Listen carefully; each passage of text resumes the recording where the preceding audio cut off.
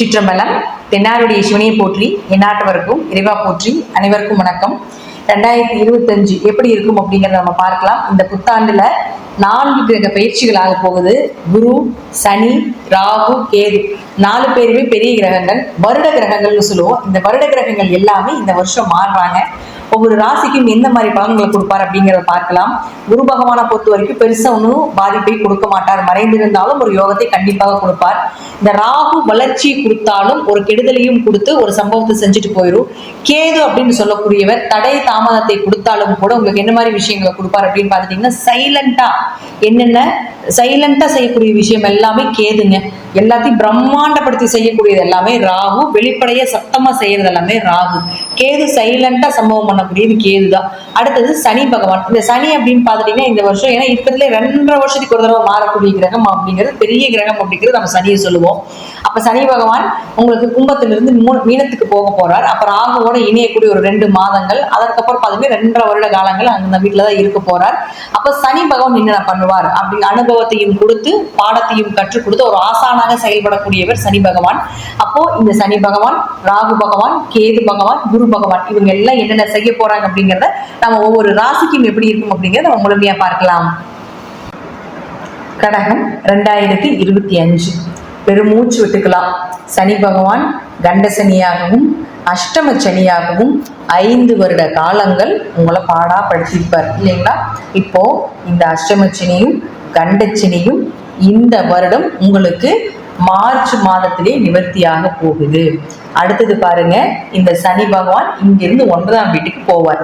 அப்போ 9ஆம் வீட்டுக்கு சனி பகவான் போகக்கூடிய காலகட்டங்கள் பூர்வீக சொத்துக்கள், தந்தை மூலமாக ஆதாயங்கள், தந்தை கிட்ட ஏதாவது ஒரு பூர்வீக சம்பந்தப்பட்டது மூவ் பண்றது, இது எல்லாமே பண்ணினீங்கன்னா நிச்சயமா கிடைக்கும். உயர்கல்வி, ப்ரமோஷன் சார்ந்த விஷயங்கள், ஒரு இடமாற்றங்கள், வேலை மாற்றங்கள். இப்பவே வேலை மாற்றம் இடமாற்றத்துக்குள்ள ஏற்பாடு ஆயிடுச்சு. நிறைய பேர் வேலையே போயிடுச்சு, ஒரு பக்கம் இருந்து இன்னொரு பக்கம் தேடிட்டு இருக்காங்க. ஸோ அப்படி இருக்கக்கூடியவர்களுக்கு எல்லாமே நிச்சயமாக நல்ல வேலையாக, நீங்க எதிர்பார்த்த வேலையாக நிச்சயமாக இந்த சனி பகவான் கொடுப்பார்.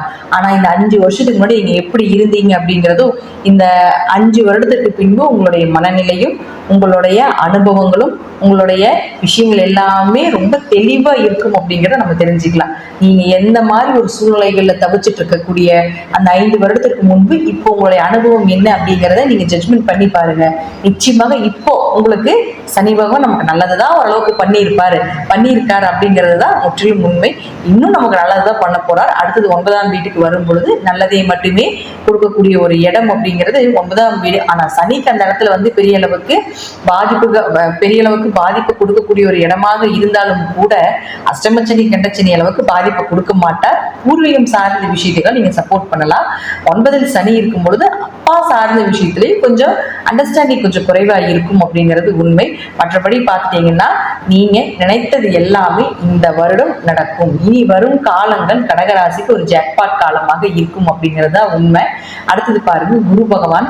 இந்த குரு அப்படின்னு சொல்லக்கூடியவர் இங்க 11ல இருந்து லாபஸ்தானத்திலிருந்து லாபத்தை அள்ளி கொடுத்துட்டு இருக்கக்கூடிய அமைப்புல இருந்தாலும் அடுத்தது மே மாசம் 12ஆம் வீட்டுக்கு போவார். அப்ப 12ஆம் வீட்டுக்கு விரயத்துக்கு போகும் பொழுது ஒரு சுப கிரகம் விரயம், அதாவது 12ஆம் இடத்துல இருக்கும் பொழுது நிச்சயமாக அது சுப விரயமாக பண்ணி கொடுப்பார். ஒரு சுப நிகழ்ச்சிகளோ, குடும்பத்துல ஏதாவது ஒரு குழந்தை பிறப்பதோ, அல்லது வெளியூர் வெளிநாடு பயணங்களோ, தீர்த்த யாத்திரைகளோ, கோவில் கட்டுமான பணிகளோ, தான தர்மங்களோ, திருமண உறவுகளுக்கு செலவு செய்வதோ, இதெல்லாமே 12 தான். அப்ப இங்க அங்க குரு அந்த இடத்துக்கு போகும் பொழுது இதெல்லாமே உங்க குடும்பத்துல உங்களுக்கு நிச்சயமாக ஏற்படுத்தி கொடுப்பார் அப்படிங்கிறது முற்றிலும் உண்மை.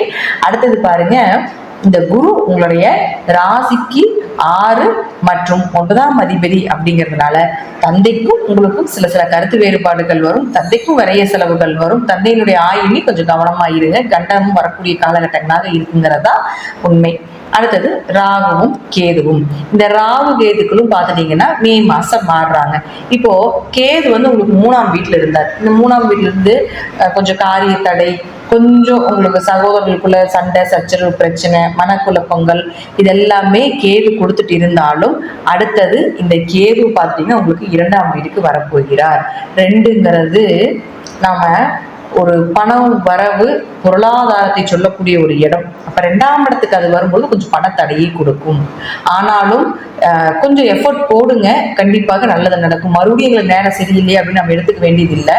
ஏன்னா 2இல் கேது வரக்கூடிய காலகட்டங்கள்ல கொடுக்கல் வாங்கல கவனமா இருக்கு. உங்களுக்கு வர வேண்டிய பணம் இதெல்லாம் வந்து தசாபுத்தி படிதான். உங்களுக்கு இந்த மாசம் 1,00,000 ரூபாய் வரணும், அது வந்தே தீரும், தசாபுத்திகள் கொடுத்தே தீரும்.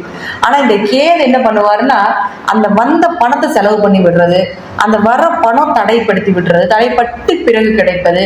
அதே போல இந்த கேது வந்த பணத்துக்கு யாருக்காவது கொடுக்கறது, கொடுக்கல் வாங்கல் பண்றது, இந்த பினான்ஸ் பண்றது, இந்த மாதிரிலாம் ரோல் பண்ணுவாங்க இல்லைங்களா, அதுக்கெல்லாம் இந்த கேது தடைப்படுத்துவார். அப்போ யாருக்காவது பணம் கொடுக்குறீங்க, அது திரும்பி வராது. யாருக்காவது போய் ஜாமீன் கையெழுத்து போடுறீங்க, நீங்க மாட்டிக்குவீங்க. ஏன்னா 1.5 வருஷம் கேது அங்கதான் இருக்க போறாரு.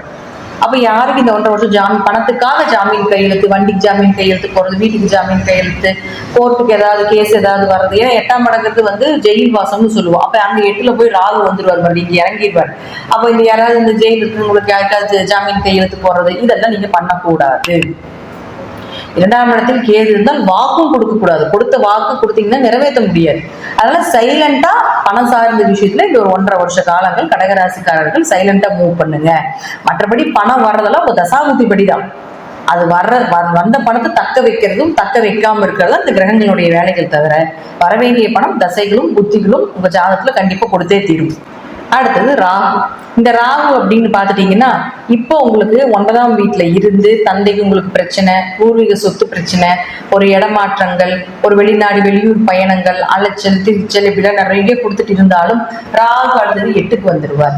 அப்ப இந்த 8க்கு வரக்கூடிய காலகட்டங்கள்ங்கிறது 8ஆம் இடத்துல ராகு இருந்தா அவமானம்னு சொல்றோம்.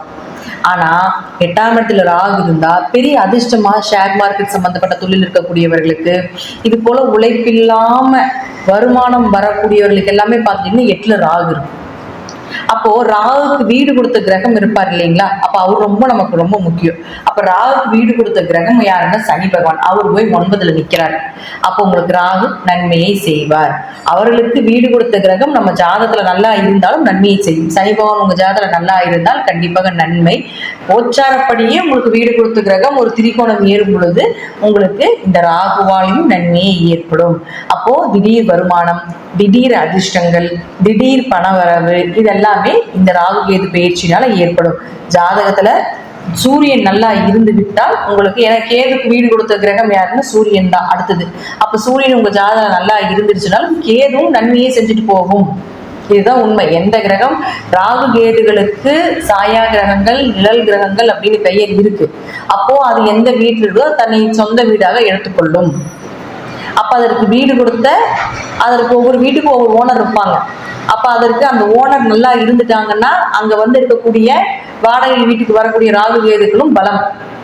அப்போ ஓனரே டல்லா இருக்கும் பொழுது அப்ப எப்படி இருக்கும், நம்மளுடைய லைஃபும் டல்லா தான் இருக்கும். அப்போ ராகுக்கு வீடு கொடுத்த சனி உங்களுக்கு திரிகோணம் ஏறிட்டார், ராகு சேஃப்டி. அப்போ கேதுக்கு வீடு கொடுத்த சூரியன் இந்த 12 மாசத்துல எந்த மாசம் ரொம்ப பலம் இழக்கிறாரோ அந்த மாசம்லாம் உங்களுக்கு அடி விடுக்கும். அதே போல ஜாதகத்திலயும் சூரியன் வந்து அடிபட்டோ அல்லது வந்து மறைஞ்சோ பாதகத்திலேயோ போய் நின்னா நிச்சயமாக பாதிப்புகள் கேதுவால உண்டு. சூரியன் நல்லா இருந்து விட்டால் இவரும் கேதும் உங்களுக்கு பணத்தை அள்ளி கொடுப்பார், அப்படிங்கிறதுலயும் மாற்றம் கிடையாது. சோ கடகராசியை பொறுத்த வரைக்கும் இந்த 2025 பெரிய அளவுக்கு ஜாக்பாட் வந்து கிடைக்கக்கூடிய ஒரு அமைப்பு இருந்தாலும் கொஞ்சம் மைனஸும் ஒரு 30% இருக்குது அப்படிங்கிறது முற்றிலும் உண்மை. ஆனா இப்ப இந்த அஷ்டம சனியா நடந்த அளவுக்கு பிரச்சனைகளை நிச்சயமாக இந்த 2025 உங்களுக்கு கொடுக்காது அப்படிங்கிறதா உண்மை. சுப நிகழ்ச்சிகள், சுப காரியங்கள், குழந்தை, திருமணம் இதெல்லாமே கடகராசிக்கு இந்த வருடம் இருக்கு அப்படிங்கறதை எடுத்துக்கிட்டு சந்தோஷமா இருங்க. வாழ்த்துக்கள், நன்றி. இன்னும் ஒரு நல்ல பதிவுல சந்திக்கலாம். திருச்சிற்றம்பலம், தில்லையம்பலம், ஸ்ரீ நரசிம்மர் திருவடிகளே சரணம்.